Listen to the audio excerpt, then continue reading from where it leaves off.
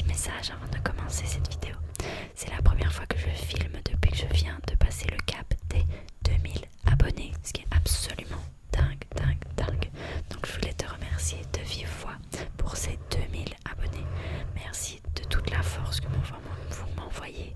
Merci pour l'amour que vous m'envoyez. Merci de me faire confiance pendant vos nuits parce que je chuchote et qu'il est clair que c'est quand même un niveau de confiance assez haut que vous m'accordez en me laissant l'opportunité d'essayer de vous endormir. Donc je suis très heureuse de vous apporter cette sérénité et ce calme. Sachez que moi aussi, vous êtes très important pour moi dans ma vie et vous m'apportez énormément de choses. La petite Sarah de 2014 qui rêvait d'avoir une chaîne YouTube et qui aujourd'hui a 2000 abonnés, elle est sur le cul, vraiment, genre j'ai pas de mots en fait. Juste merci. Cette aventure elle est possible grâce à vous, grâce à votre amour, et sachez que j'ai aussi énormément d'amour pour vous et je vous remercie vraiment très fort. Pour fêter ça, je voudrais faire une vidéo FAQ, une foire aux questions. Je vous invite donc à me laisser en commentaire toutes vos questions que vous avez pour la FAQ. N'hésitez pas, allez-y, faites-vous plaisir, posez toutes les questions qui vous passent par la tête et je répondrai en vidéo très rapidement. Encore merci pour votre amour, merci pour tout. Vous êtes juste incroyable et j'ai tellement de chance de vous avoir comme communauté. Je vous aime très fort et je vous laisse profiter de la vidéo. Encore merci pour tout. Hello.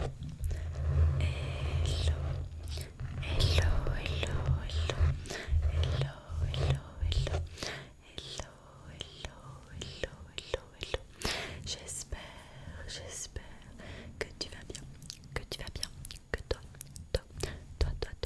tu vas très bien. Moi, ça raconte sa vie. On m'appelle comme ça parce que mon prénom c'est Sarah. J'espère que tu vas bien, que toi, tu vas très bien. Alors, on se retrouve aujourd'hui pour une lecture du livre Fantôme Manor, l'attraction décryptée.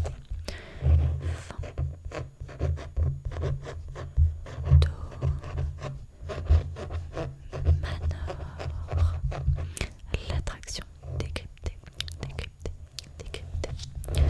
Je vous avais montré ce livre lors de mon haul de mes achats à Disneyland Paris. D'ailleurs, je porte le jumper des 30 ans.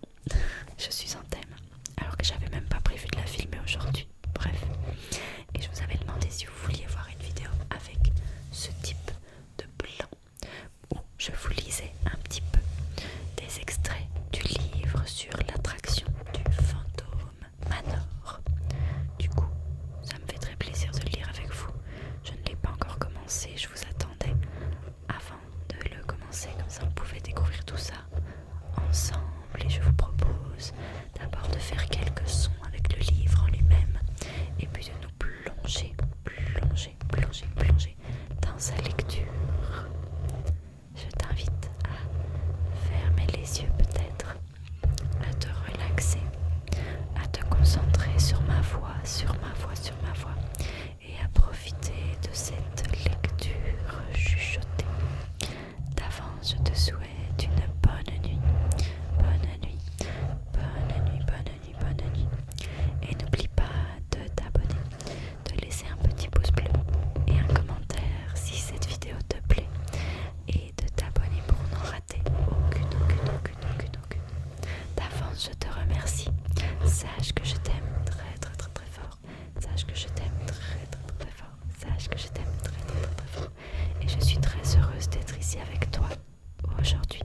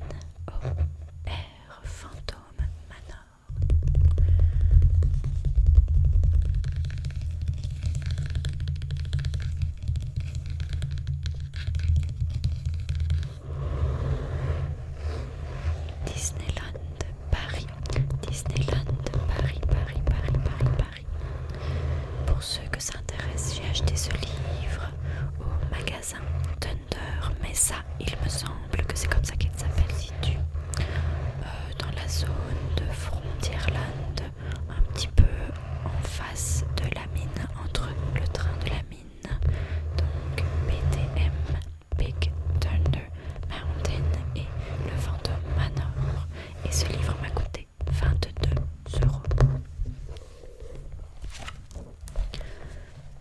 Quand on l'ouvre, on peut voir la magnifique tapisserie qui est très connue. Tapisserie très très connue et reconnue avec des petits dessins très très mignons. Personnellement, je la trouve adorable. Et dans l'attraction Phantom Manor, ces petits yeux que l'on voit partout.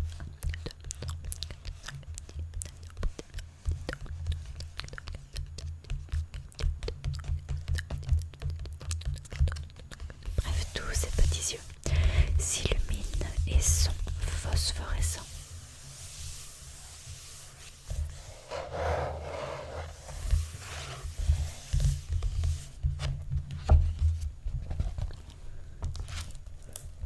À la fin du livre, ce n'est pas le papier peint du Phantom Manor que l'on retrouve, mais une sorte de plan qui représente Frontierland.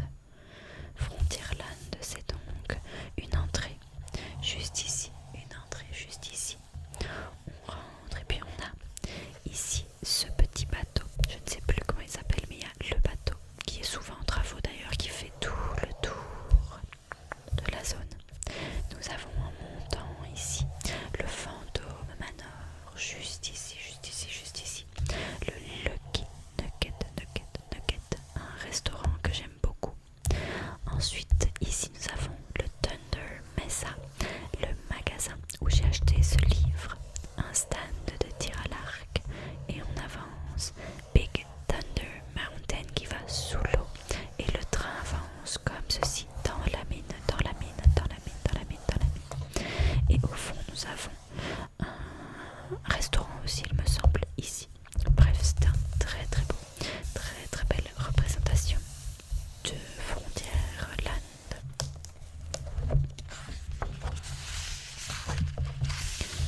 Phantom Manor, l'attraction décryptée. On peut voir en fond le squelette du fantôme du manoir. Comme on peut le voir, il y a un préambule. Ensuite, des petites photos, d'autres petites photos. Une première partie, une demeure spectaculaire.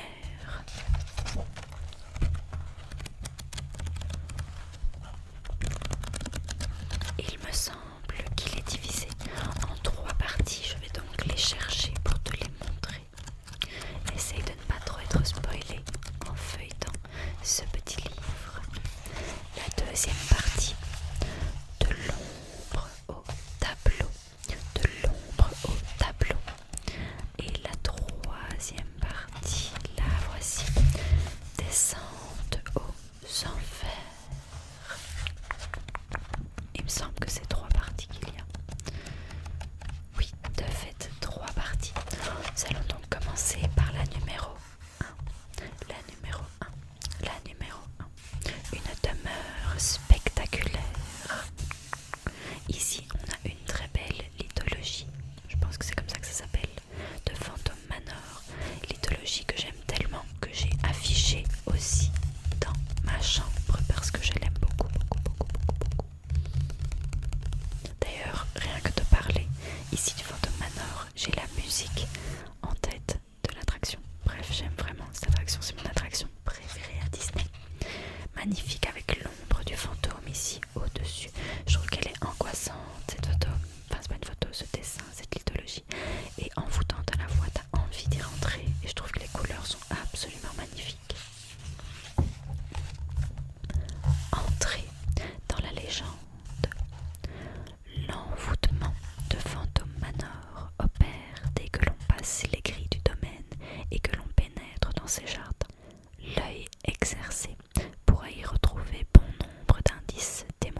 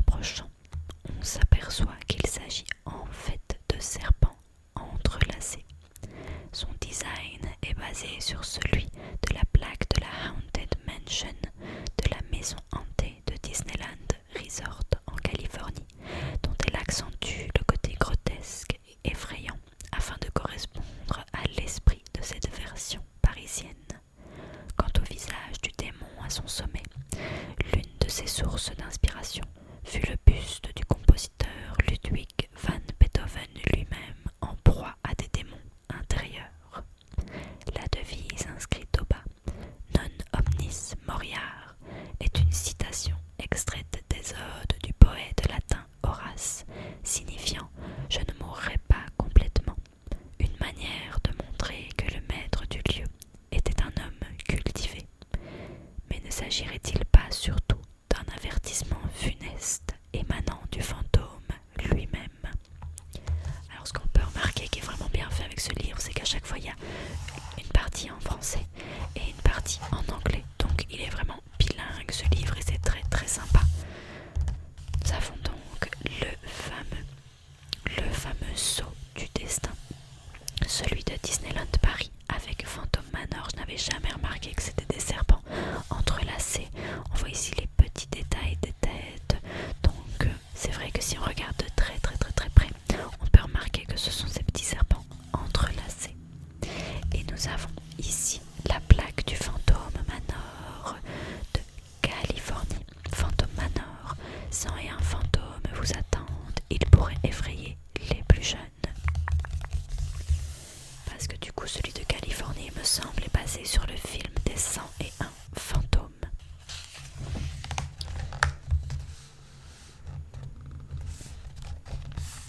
Des espaces verts de peur. Les espaces végétales présentent dans les jardins de Phantom Manor. Oh là, c'est une faute ça. Mais bon, c'est pas grave. Les espaces végétales présents dans les jardins de Phantom Manor ont été soigneusement sélectionnés pour leur pouvoir d'évocation. Les branches pendantes des hêtres pleureurs et du cèdre centenaire expriment une certaine tristesse, tandis que le passé tourmenté du lieu se ressent dans les formes entrelacées des noisetiers tortueux, dont les feuilles froissées donnent un aspect maladif. Et pour rappeler la menace omniprésente du fantôme, les rameaux aplatis des cyprès de Nootka, situés au fond du jardin, à la sortie de l'attraction, donnent l'impression de bras qui se tendent vers les visiteurs comme pour les retenir. Pour donner l'illusion d'un lieu abandonné, les jardiniers de Disneyland Paris ont eu l'idée de planter certains arbres penchés, de conserver des arbres morts ou à l'inverse, de laisser proliférer des plantes envahissantes comme le lierre et la glycine. Minéraux et espèces végétales ont été également choisis pour leur ton délibérément sombre comme le pourpre du feuillage des pruniers mirobolants ou le gris des pavillons de porphyre utilisés pour la décoration des parterres. Le tableau du manoir durant son âge d'or qui trône dans la salle de bal constitue un témoignage précieux de l'aspect original du jardin, avec notamment ses allées bordées de roses. Aujourd'hui, les rosiers ont disparu, mais les ronces rappellent leur présence en ajoutant un aspect inquiétant. D'ailleurs, je tiens à dire que je ne sais pas si légalement je peux lire ce livre en fait. Enfin, je sais que je peux, mais je sais pas si au niveau des droits d'auteur ou quoi je vais avoir des problèmes. Donc j'espère en tous les cas ne pas avoir de soucis à ce niveau-là. On verra. En tous les cas, c'est un très beau livre. Un air menaçant. Tandis que les visiteurs progressent dans le jardin et gravissent les premières marches, ils passent devant un petit gazebo de couleur pourpre où le thé était jadis servi. À ses abords résonne une inquiétante boîte à musique. L'air délicat qu'elle fait entendre donne un avant-goût du thème musical de l'attraction. Il est vrai que quand on passe à côté, on entend un petit son qui est un petit peu la musique de Phantom Manor. Un lieu habité. La lueur d'une chandelle qui flotte et semble se déplacer d'une pièce à l'autre. Des silhouettes énigmatiques se dessinant aux fenêtres et ces bruits inquiétants aux abords du bâtiment. Pas de doute, ce manoir réputé abandonné est bel et bien hanté. À cela, il faut aussi ajouter l'activité que l'on perçoit du côté du grand gazebo, à gauche du portail d'entrée. Grâce à ce nouvel espace construit lors de la réhabilitation de l'attraction en 2018, les équipes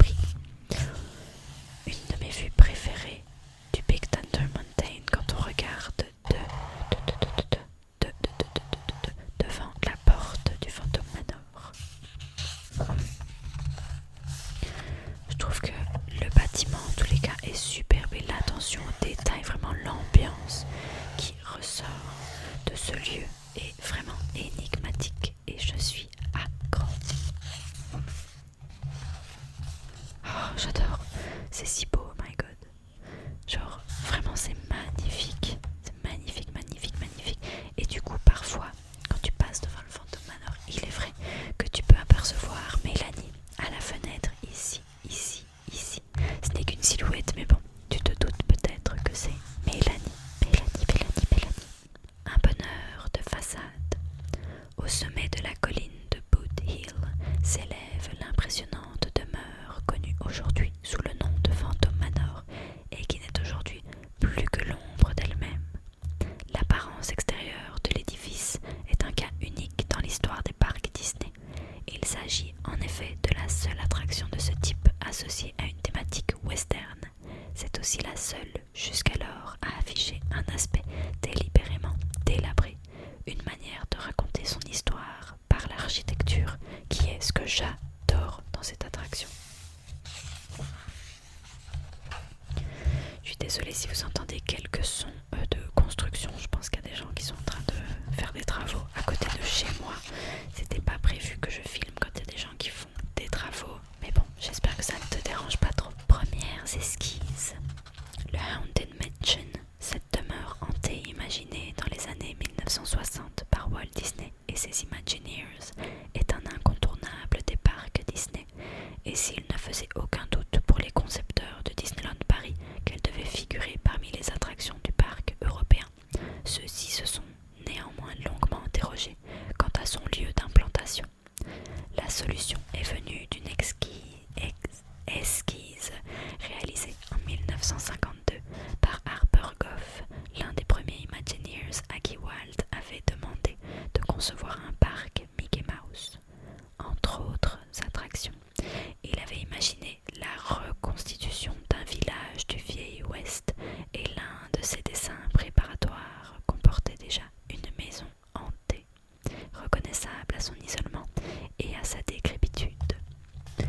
Le projet prit rapidement de l'ampleur pour devenir le premier parc à thème de l'histoire Disneyland. Dans certains concepts de 1953, on pouvait encore voir la maison hantée d'Harper Goff au bout de la rue de Main Street, USA, mais Walt, réticent par rapport au fait de placer un tel édifice dès l'entrée de son parc, décida finalement de l'envisager pour Frontierland. On la retrouve en 1957 sur un plan dessiné par Sam McKim dans une zone finalement baptisée New Orleans Square. L'attraction y trouvera définitivement sa place sous le nom de Haunted Mansion. Les créateurs de Phantom Manor se sont souvenus de ces premières versions de la Haunted Mansion et c'est ainsi qu'ils eurent l'idée de Frontierland comme lieu d'implantation de la nouvelle attraction. Ils la placèrent donc sur une colline semblable à celle imaginée par Harper Goff, légèrement à l'écart de la ville, aux abords d'un cimetière et suffisamment haut pour être facilement repéré par les visiteurs. Dans l'histoire du land, il semblait également naturel pour le propriétaire de la Big Thunder Mining Company de pouvoir surveiller sa mine depuis chez lui. J'adore, chaque fois sur le côté ici, on a des petits détails en plus sur des petites choses. Ici on a des très vieux plans de l'époque que je trouve très beau et très impressionnant, mais c'est vrai que ça aurait été très bizarre d'avoir la maison hantée directement sur Main Street en fait, enfin à côté de Main Street. Il reste encore 3 pages, non pas une, non pas 2, mais bien 3 pages avant de terminer la première partie du livre. Je vais te proposer de les lire encore ensemble et puis tu me diras en commentaire si tu veux une partie 2 où on lira justement la partie 2 de ce livre. L'esprit du lieu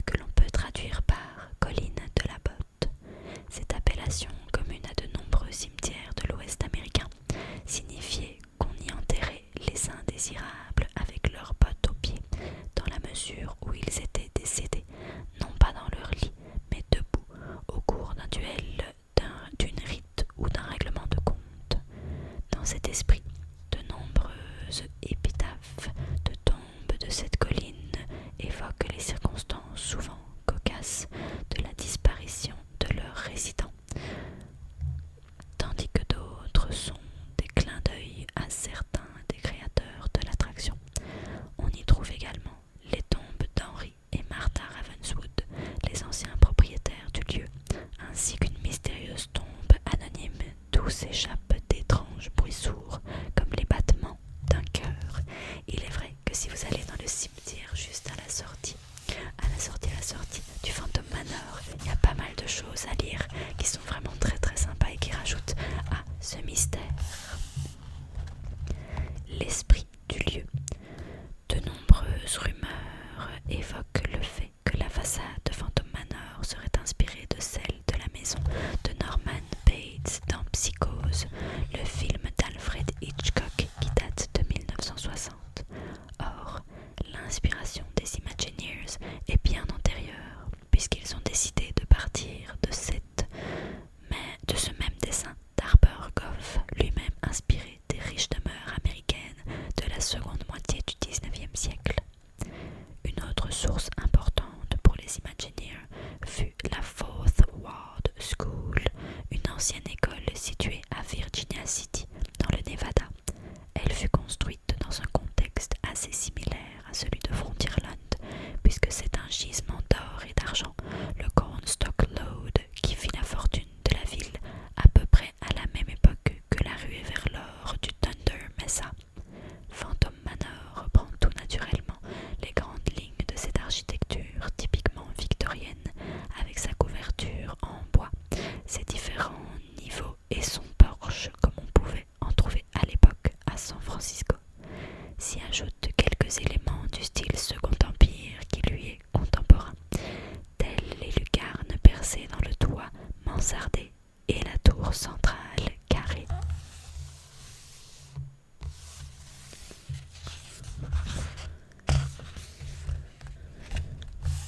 Ça c'est la file d'attente, enfin un des bouts de la file d'attente, des petits détails et la maquette, oh my god, absolument magnifique, magnifique, magnifique. Du vieux avec du neuf.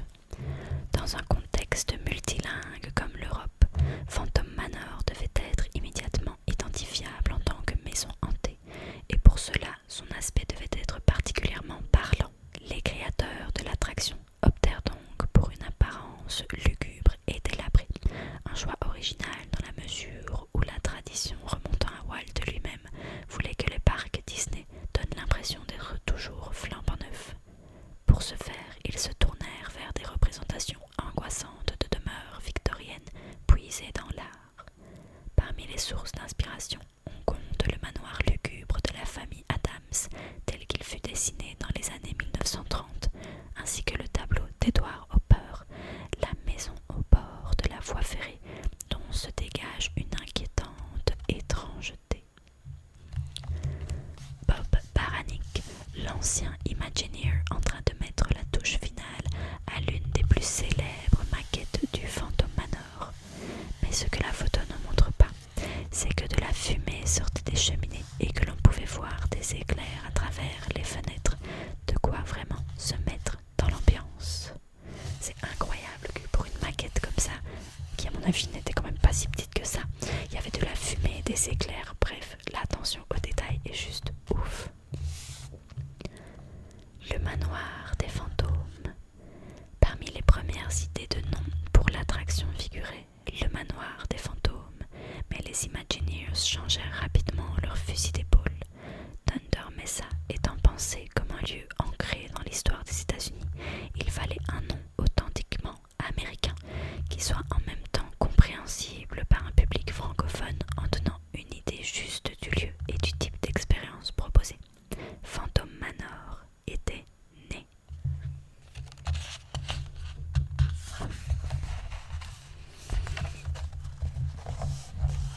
Des photos du chantier, hein, c'est incroyable. C'est incroyable pour moi de voir ce genre de truc. Quel chantier! La façade de Phantom Manor est un véritable ouvrage d'art. Une fois la structure mise en place, une armée de charpentiers s'est mise à la recouvrir de différents types de boiseries, notamment au niveau des cadres des fenêtres et des toits de bardeaux. Une attention spéciale fut également accordée aux porches, dont les rambardes et les piliers sont particulièrement ornementés. Puis vint l'étape de la peinture de la façade, avec cet aspect vieilli qui la caractérise. Une maquette a d'abord été réalisée à partir des mêmes matériaux que ceux utilisés pour la façade, afin de procéder accéder à différents tests de couleurs. Une équipe d'une douzaine de peintres a été alors mise sur pied afin de donner au manoir ce côté daté à partir du modèle. Le raffinement va jusqu'à donner l'illusion d'une usure plus importante du bâtiment en utilisant des couleurs moins vives sur le côté droit de l'attraction, dans la mesure où le mauvais temps arrive le plus souvent de l'est. Alors même cette attention aux détails, je la trouve absolument incroyable. J'avais jamais remarqué ce qu'ils viennent de dire par rapport à la peinture et je trouve ça ouf. Voilà, une superbe photo du Porsche avec la vue sur le Big Thunder Mountain. Une photo rare de certains des principaux créateurs de l'attraction en octobre 1991. Très très très cool. Et nous voilà, mesdames et messieurs, nous y voici. Nous avons terminé la partie 1. Si tu veux une partie 2 de l'ombre au tableau qui va beaucoup plus nous parler de Mélanie Ravenswood et de la malédiction du fantôme Manor, je t'invite à me le dire en commentaire. J'espère que cette première lecture chuchotée t'a plu. C'est la première fois que je fais quelque chose comme ça sur ma chaîne, donc j'espère vraiment que ça t'a plu. En tous les cas, moi j'ai trouvé ça très sympa de partager ce moment avec toi. N'hésite pas à me dire en commentaire ce que tu as pensé de cette vidéo, si tu voudrais une partie 2. En tous les cas, je te remercie très très fort. Je suis très heureuse d'avoir vécu ce moment avec toi. N'oublie pas de t'abonner, de laisser un pouce bleu et un commentaire si la vidéo t'a plu. Je suis très reconnaissante. Sache que je t'aime très fort. Sache que je t'aime très fort. Sache que je t'aime très